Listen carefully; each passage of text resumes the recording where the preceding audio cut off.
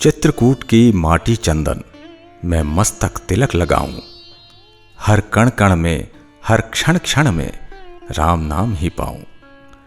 यही राम को रामत्व मिला, यहीं मिले श्री धाम, यहां पग पग में रग रग में बसे हैं रघुवर राम।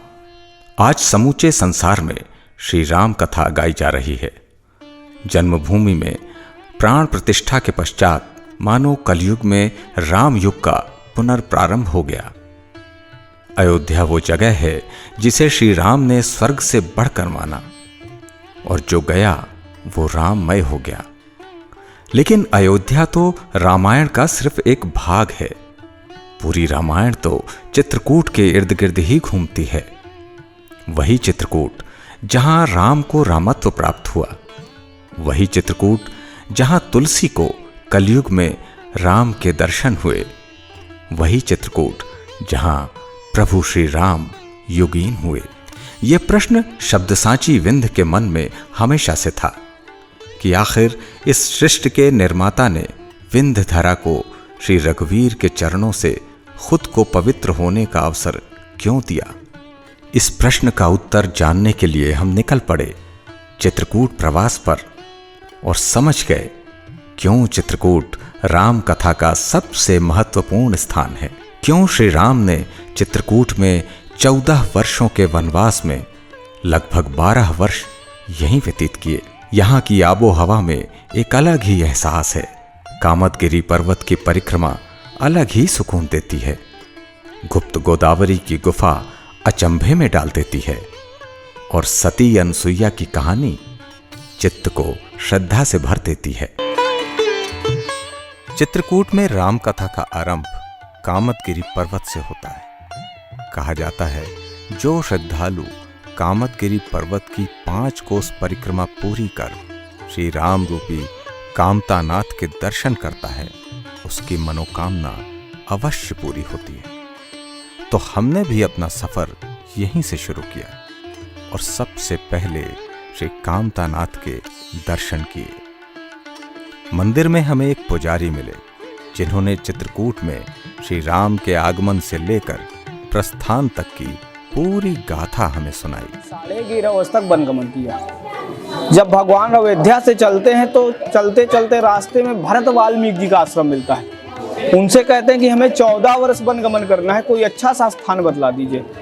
तो जब अच्छा सा स्थान बतला दीजिए तो भरत वाल्मीकि जी के आश्रम पहुंचते हैं। उनसे कहते हैं हमें अच्छा सा स्थान बतला दीजिए। तो वो कहते हैं कि तीनों भूमंडल के आप मालिक हैं, जगत पिता, मैं आपको क्या बतला सकता हूँ। अगर मुझसे मर्यादा पुरुषोत्तम राम रूप में आप मुझसे पूछते तो मैं आपको बतला रहा कि आप वहाँ चले जाइए चित्रकूट, जहाँ के राजा मत गजेंद्र सरकार भगवान शंकर जी विराजमान है, और वहाँ 88,000 ऋषिगण तपस्या करते हैं, आज भी तपस्या करते हैं। भगवान शंकर भगवान की ये तपोभूमि है, और यहाँ जो है ऋषिगण तपस्या करते हैं, आज भी करते हैं उसी प्रकार से। इसलिए आप वहाँ चले जाइए, वहाँ से सुंदर स्थान आपको कहीं नहीं मिलेगा। भगवान राम वहाँ से आते हैं। रास्ते में जो है सती अनसुईया जी वर्षों बरस जो है उनका इंतजार करती थी कि कब मेरे प्रभु राम आए और मुझे उनके दर्शन मिले।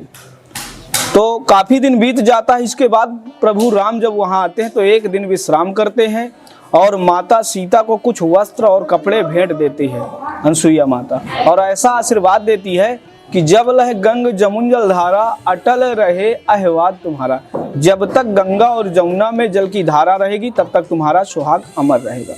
वहाँ से फिर भगवान राम आते हैं। यहाँ के राजा मत गजेंद्र सरकार जी महाराज से अनुमति लेने के लिए अपने छोटे अनुज भाई को भेजते हैं। कहते हैं आप वहाँ चले जाइए, और यहाँ के राजा चित्रकूट के राजा जो है मत गजेंद्र सरकार है, इनसे अनुमति लीजिए कि हमें 14 वर्ष वनगमन करना है।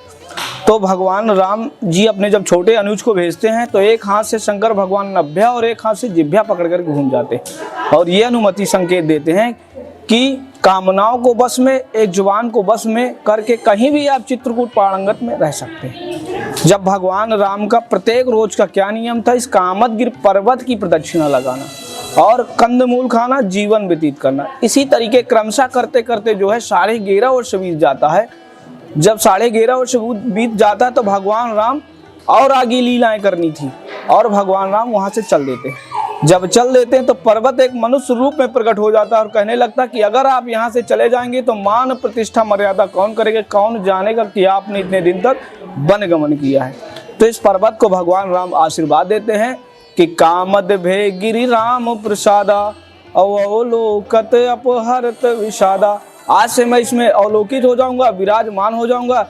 जिस प्रकार से ब्रह्मा के 4 मुख हैं उसी प्रकार से आपके भी 4 मुखारविंद रहेंगे। इस प्रकार से अनुमति दी है भगवान राम ने और अनुमति देने के बाद भगवान राम चल देते हैं और इस प्रकार से अनुमति देते हो भगवान राम चल देते हैं पंचवटी नासिक को। वहाँ सीता हरण हुआ और आगे की लीला भगवान राम ने और आगे की है। इसीलिए लास्ट में एक चौपाई दी गई है कि महिमा कहिए कौन विदितासु अशोक सागर जहाँ की निवासु। इनकी कहीं महिमा नहीं कही जा सकती क्योंकि मर्यादा जगत पिता प्रभु राम है और तीनों भूमंडल के मालिक हैं और इनकी महिमा का गुणगान नहीं किया जाता है। जय श्री राम। पुजारी से अपनी जिज्ञासा को शांत करने के बाद हम निकल पड़े कामदगिरि पर्वत की 5 कोस परिक्रमा को पूरी करने। ये अपने आप में एक खास अनोखा एहसास था।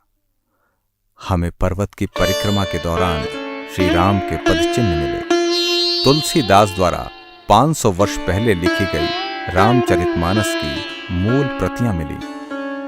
हमने वो जगह देखी जहां श्री राम से भरत का मिलाप हुआ और वो पर्वत भी देखा जहां से भाई लक्ष्मण निगरानी किया करते थे। हम इन सभी जगहों के बारे में आपको एक एक कर विस्तार से बताएंगे। बस आप हमारे अगले वीडियो का